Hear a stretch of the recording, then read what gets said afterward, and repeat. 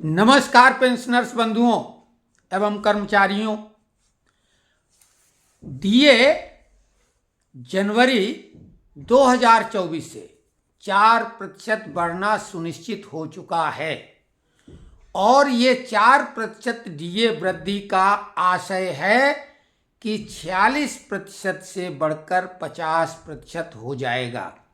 50% DA हो जाने के बाद भत्तों में कर्मचारियों को तो कई भत्ते मिलते हैं, उनमें वृद्धि होगी। साथ ही पेंशनरों को भी जो अगला डीए मिलेगा, ये डीए अगर मर्ज होता है जैसा कि प्रावधान 7वें वेतन आयोग में था, तो उनको डीए जो आगे मिलेगा उसमें स्वाभाविक है कि वृद्धि हो जाएगी। जहाँ तक कर्मचारियों को एचआरए है, अन्य जो भत्ते हैं वो बढ़ जाएंगे। इसके अलावा एक महत्वपूर्ण खबर ये है कि जो डीए एरियर की बात है, हमने एक उसका विस्तृत वीडियो बनाया है, उसका लिंक इसमें दे देंगे। तो वो डीए एरियर के बारे में, चूंकि बहुत सारे वीडियो अभी सर्कुलेट हो रहे हैं सोशल मीडिया पर, बहुत सारी बातें हैं कि जनवरी में भुगतान हो जाएगा, तो उसके बारे में विस्तृत वीडियो हमने बनाया है, वो हम डिस्क्रिप्शन में लिंक में दे देंगे। तो उसमें डीए एरियर का है। इतना ज़रूर बता दें कि जनवरी में ऐसा कोई भुगतान नहीं होगा और सरकार ने अभी ऐसा कोई आदेश नहीं दिया है।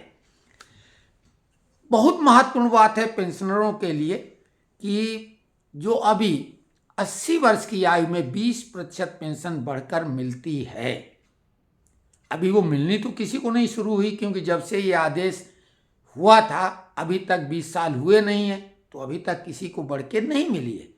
लेकिन जब बढ़ के मिलेगी तो जिस महीने में वो 80 वर्ष का होगा, जनवरी से लेकर दिसंबर के किसी भी महीने में, और कोई भी डेट ऑफ बर्थ हो, मान लिया 15, 16, 20, 25 या 31, तो उसी महीने में 80 वर्ष का मान लिया जाएगा और उसी महीने से 20% पेंशन वृद्धि उसको मिलेगी। लेकिन कर्मचारी जो सेवानिवृत्त हुई यानी पेंशनरों की मांग ये है सरकार से कि 80 वर्ष तक बिरले लोग ही पहुंच पाते हैं, तो 20% का लाभ कितने लोग ले पाएंगे। ये वृद्धि उसी अनुपात में 65 वर्ष से शुरू कर दी जाए, यानी 1% प्रति वर्ष के हिसाब से 65 वर्ष की आयु पूरी हो तो 5%, 70 वर्ष की आयु में 10, 75 वर्ष की आयु पूरी करने पर 15 और 80 में तो 20% वृद्धि हो ही जाती है। तो कर्मचारियों की ये मांग है और पूरी उम्मीद की जा सकती है कि इस चुनावी वर्ष में सरकार इस मांग को मान सकती है। नोशनल इंक्रीमेंट का मामला बहुत ही पेचीदा बना हुआ है। जिन लोगों ने लड़ाई लड़ी कोर्ट की, कैट से लेके सुप्रीम कोर्ट तक सब जगह उन्होंने जीत हासिल की, लेकिन अभी तक कुछ हासिल नहीं हुआ। सुप्रीम कोर्ट ने जो आदेश दिया था, सरकार ने एसएलपी लगाई थी, वो खारिज कर दी गई थी और कर्मचारियों की पूरी तरह से जीत हो गई। अब सरकार ने फरवरी तक की मोहलत ले ली है। हालांकि ऐसा कहीं आपको लिखित नहीं मिलेगा, लेकिन ये हमारे सूत्र हैं और इस बजट सेशन में इसकी व्यवस्था नोशनल इंक्रीमेंट की हो जाएगी।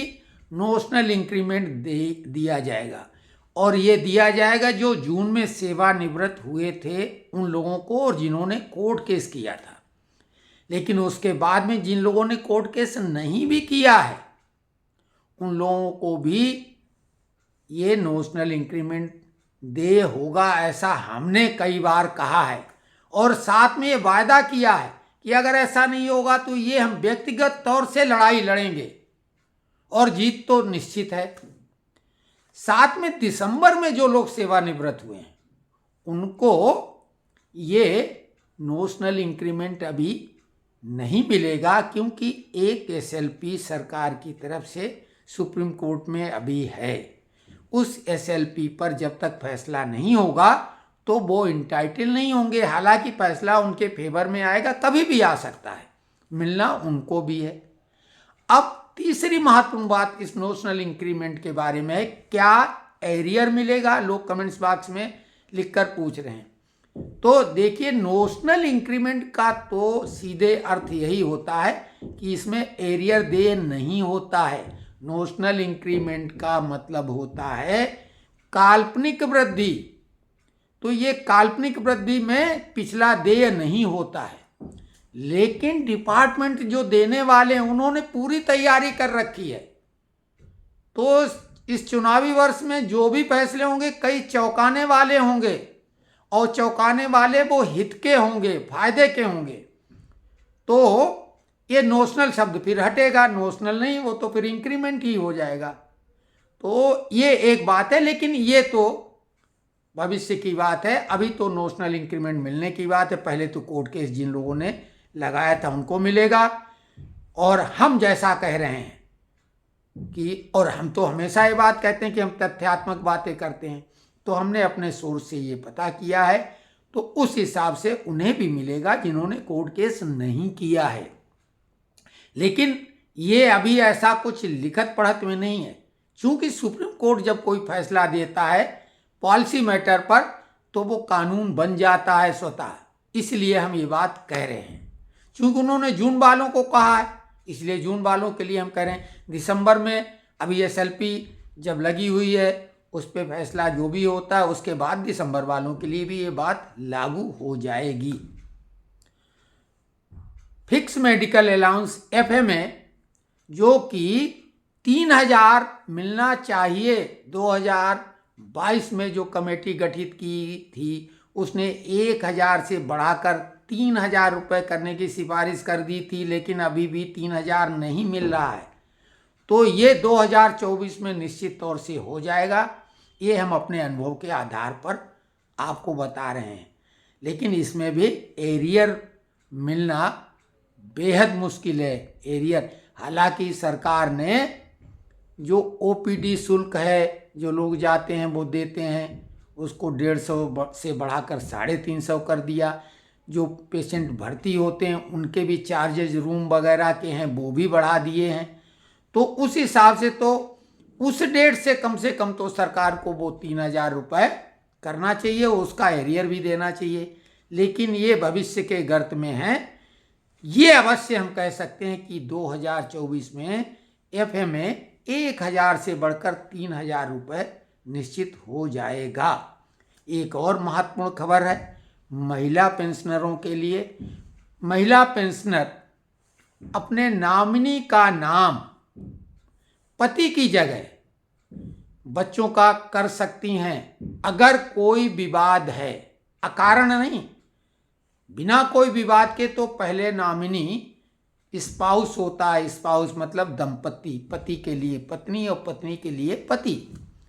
तो इसमें पत्नी के मामले में यानी महिलाओं के लिए ये सुविधा है उन लोगों के लिए जिनका पति से कानूनी रूप से कोई विवाद चल रहा है या तलाक का मामला कोर्ट में है। तो वो चाहे तो अपने बच्चों को नाम नॉमिनी में कर सकती हैं। उनके बाद फैमिली पेंशन उनके बच्चों को मिलेगी। और आप सभी को मालूम है कि बच्चे जब तक 25 साल के नहीं हो जाते उनको मिलती रहती है।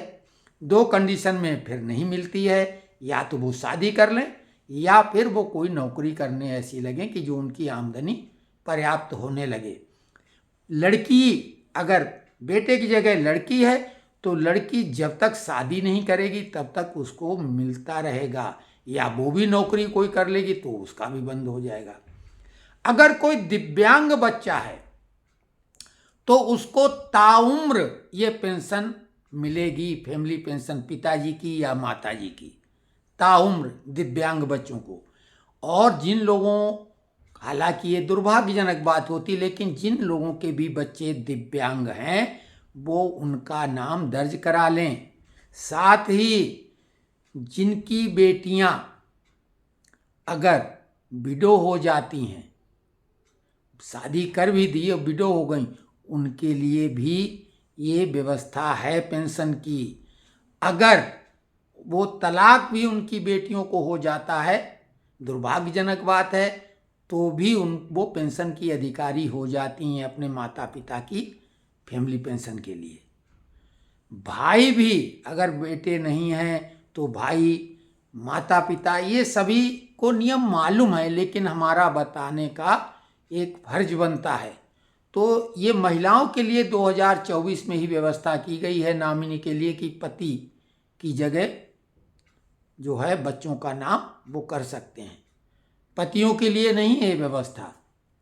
8वां पे कमीशन भी, चूंकि 14 फरवरी 2014 को 7वां पे कमीशन गठित किया गया था, 10 साल होने जा रहे हैं और सभी को मालूम है कि 1 जनवरी 2026 से 8वां पे कमीशन लागू होना चाहिए, जैसा नियम है 10 साल बाद का। तो सरकार इसके गठन के बारे में घोषणा कर सकती है। 1 फरवरी का बजट सेशन है, 1 फरवरी को श्रीमती निर्मला सीतारमण अपना आम बजट के बजाय अंतरिम बजट, क्योंकि चुनावी वर्ष है, प्रस्तुत करेंगी, तो उसमें हो सकता है 8वें पे कमीशन की बात की जाए। हालांकि 8वें पे कमीशन के लिए अरुण जेटली वित्त मंत्री जब थे उन्होंने मना कर दिया था, लेकिन वो बातें तो गुजर चुकी हैं। हालांकि सरकार वेतन तो बढ़ाएगी, उसका फार्मूला फिटमेंट फैक्टर या जो भी वो करती है, जैसे पीएसयू में होता है उस तरह से करने की बात कर रही थी, लेकिन 8वां पे कमीशन भी गठित कर सकती। हम बार बार कह रहे हैं क्योंकि चुनावी वर्ष है, कुछ भी हो सकता है। तो ये महत्वपूर्ण खबरें हैं, हमने संक्षेप में जानकारी दी है, लेकिन इतनी दी है कि कोई भी आपको कन्फ्यूजन न हो। तो आप पूरे भरोसे के साथ हमारे इस चैनल को सब्सक्राइब कर सकते हैं और तथ्यात्मक बातें हम आपको बताते रहेंगे। जिनका आदेश होगा वो तो हम बोल देंगे कि ये हो चुका है, और जो संभावना है उनके बारे में भी आपको बताते हैं कि ये संभावित बातें हैं हम लोगों के फेवर में, और जो चर्चा में केवल बातें हैं और कठिन या दुष्कर लगती हैं उनके बारे में भी स्पष्टता हम आपको बताते रहे हैं और बताते रहेंगे। तो आप अपने स्वास्थ्य का ख्याल रखें और आप सभी के स्वास्थ्य की कामना करते हुए जय जय सिया राम।